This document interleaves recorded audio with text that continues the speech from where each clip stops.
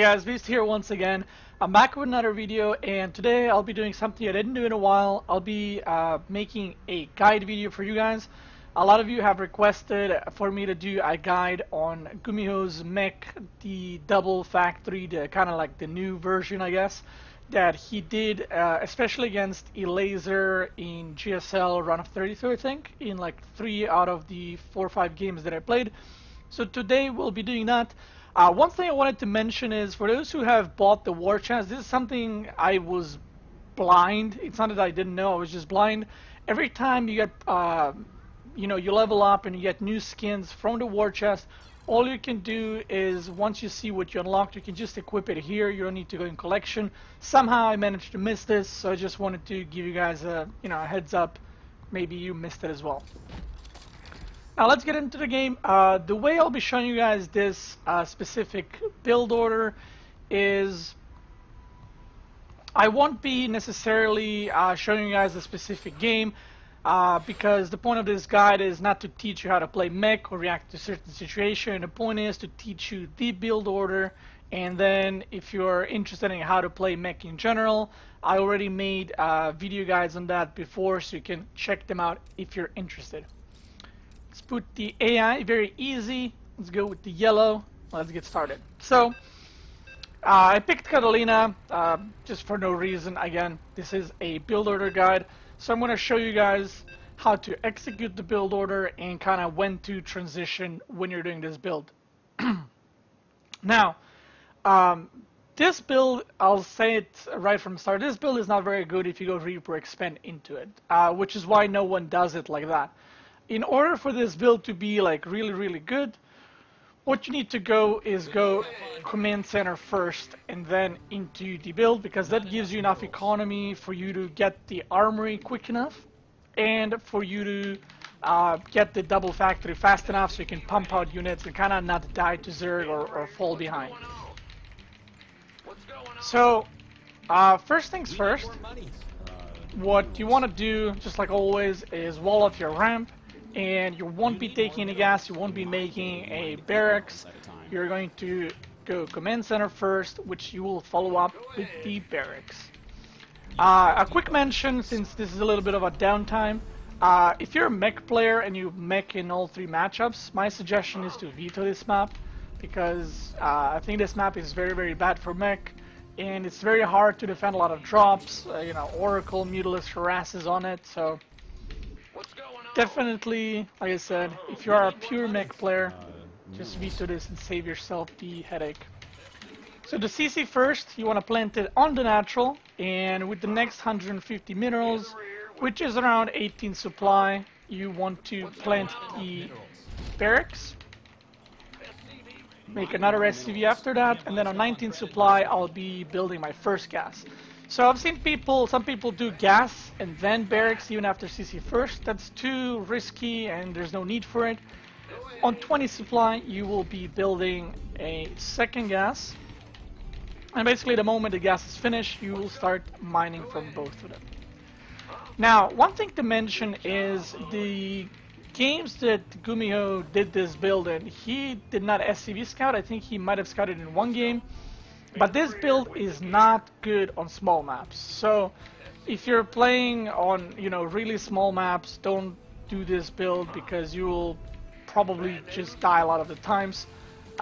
You kind of want to play on bigger maps, and Catalina is also, I think, fine because it is a 3-player map, but again, if you play mech, you probably don't want to do it on. So that's one thing to note. If you feel safer, you can SCV scout, but I think the point of the build is to kind of get everything going as fast as you can. So you want to get the build proper. You probably don't want to scout, and yeah. So you will notice one thing, which is very strange, and this is something that GuMiHo does, but I think it's quite good. So after CC first, he goes for a Reaper first. He doesn't go for classic Marine that you usually see. He actually goes for Reaper and then scouts with the Reaper, or if he scouts with an SCV, he would keep the Reaper back at home. So if the 2 links would arrive, or however many links, he can deflect them with the Reaper, and then after that he can go across the map, scout if the Zerg has a third base, if he has, you know, if he's rushing lair or anything like that. So after your, I'm gonna pause here for a second just to kind of explain what's been going on. So after you start your Reaper, so you don't go factory with the first 100 gas, you make a Reaper, and then with the next 100 gas, you will make a factory next to the barracks that you're building. You will make a reactor on the barracks, so when reactor finishes and the factory finishes, you want to swap them. After you start your first barracks, you will start the second factory with the next 100 gas. And the moment your first factory finishes, you will have enough gas to build an armory. If you can see on the top there, which you'll see when I unpause, there's an armory building. Now, some of you might say, well, you know, that armory is kind of too early. You know, you don't even have Helens anymore. The reason why you need this fast armory is to get +1 weapons. When you do the first push with this build, it's incredibly important to have +1 weapons because Cyclones get insane DPS boost with weapon upgrades, and also Hellbats, they do a lot better against lings or roaches or drones or anything else, so there's no reason not to. So once I swap the factory and the barracks, what I'm going to do is build another reactor on my barracks for my second factory, and from then on out you'll be pumping out some Hellions, some Cyclones, and putting the pressure on the map. Once you wall off this part right here, you want to start walling off your natural base. Again, with the Reaper you can scout, see what's going on, and you'll see that this factory is obviously finished, but the reactor here isn't, which is normal. Don't need to worry about that. The timing, the way it works out, you simply cannot have a reactor on this factory right now. So you just build a Hellion or two out of it until the reactor in the barracks finishes. And at this point, you actually want to start 2 depots at the same time. Around, let's say, between 42 and 46 supply, you want to start double depot, because you will be producing out of double reactor factory, so you kind of don't want to get supply blocked. Now, one thing to note, Armory finished. The moment Armory finishes, I started +1 weapons, which again, you really want to get, so you can increase that Cyclone DPS boost. At this point, if you saw that the Zerg is going for normal kind of 3 base build, let's say the Zerg spawn here and he has a third, you kind of want to poke out a little bit, you know, put some pressure on the Zerg, but not really overcommit. You just want to keep poking, maybe try to deny creep tumors, kill some lings, but again, not overcommit in any way. This is something I like to do if I have the map control, to just build the third CC. You can see I'm building it probably around between 65 and 70 supply.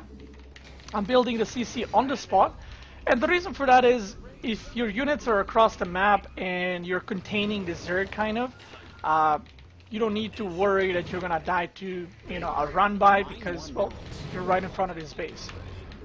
But if you're back at home and you kind of don't know what the Zerg is doing, or you're worried you're gonna die to this or that, you probably want to keep your units, you know, ready to deny any counters, and you also want probably to build a command center right here.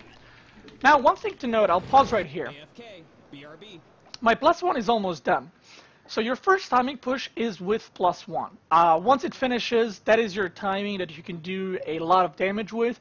And if the Zerg is not ready, you can actually just straight up kill them and at least do a lot of damage. Now, if you look at the game 1 of GuMiHo versus the Laser, which is a very good example of it, so definitely check it out. What happens in the game is he does basically everything I just did so far. His +1 weapons was finishing, he pushes across the map, and he sees about 8 roaches. 8 roaches is too many at this point in the game, and you shouldn't really commit, because there's probably more units coming.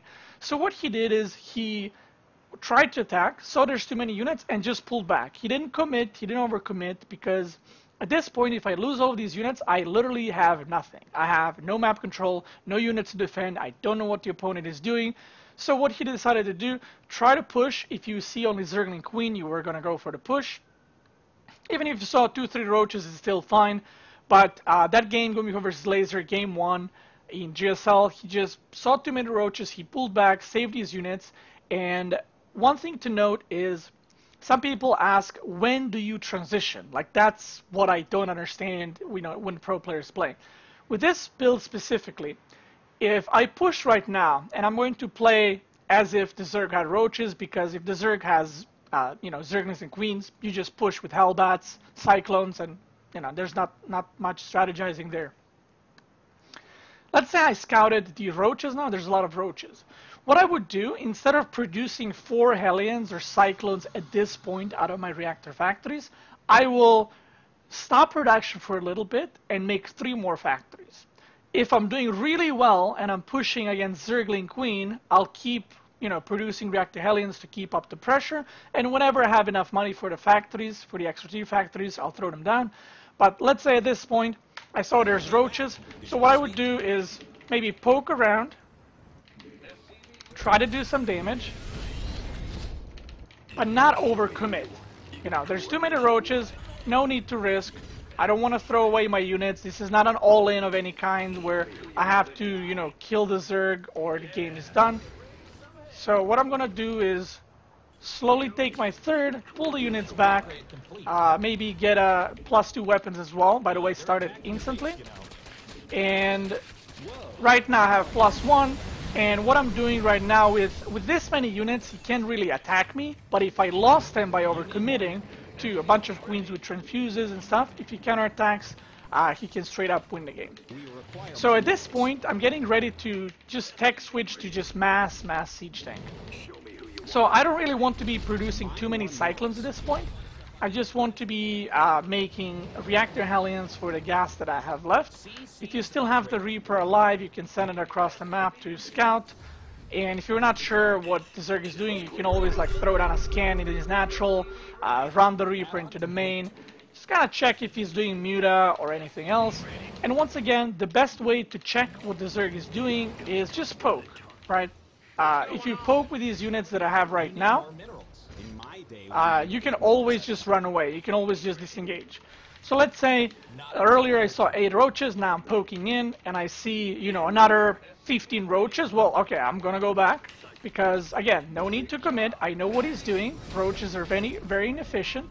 And what I would do is pop down maybe 2 turrets just to make sure that he doesn't have bird roaches, getting blue flame, and my full production on units will now be into siege tanks. Why? Well, I saw that he's still producing roaches, so I just want to be safe, don't want to die to anything. But if you did a push and you suddenly saw a bunch of Zerglings and no more roaches, that should kind of ring a little bit of maybe he's going mutas. So what I would do is add a turret here, maybe add a turret here, add a turret here, and instead of producing another round of 3 siege tanks, I would make 2-3 Thors, just to be safe. Because you don't necessarily want to be throwing down scans in every base, panicking like, oh my god, I can't see what he's doing. Just first 3, if you saw the roaches early on, make 3 siege tanks, then make a couple of Thors, and that's it. No need to rush, no need to panic. It's not a bad idea to make missile turrets in the main, natural, and third, because you're playing mech, so you usually have many minerals. Now, I'll pause right here, because the build order part of this game is pretty much done. From here on out, you can see I'm almost maxed, so what I would do usually is the same thing that GuMiHo does, is I would maybe make 2-3 Thors, maybe make a couple more siege tanks to have around 8 to 10 siege tanks, and then constantly produce Cyclones, because Hellbats are good meat shield for your siege tanks, but Cyclones add a lot of DPS to your army, so there's no reason not to add them. My +2 weapons just finished, so you can do another push with the +2 weapons, or kind of try to poke.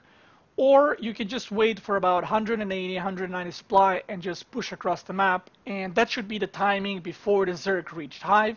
And once again, kind of as the game is progressing, you'll be able to see if the Zerg is lacking units, if he's attacking, so you'll kind of know what he's doing even without scouting, but you can always scan the main base to check if he's going Hive. The moment you see Hive going up, what you want to do is push across the map with, like I said, 190 supply, and try to hit before Vipers, before Broodlords or anything like that, because you will be fighting with almost maxed mech army against maxed Zerg army with, you know, Zergling Roach Hydra or maybe Zergling Roach Muta or something like that, which you should always be able to win.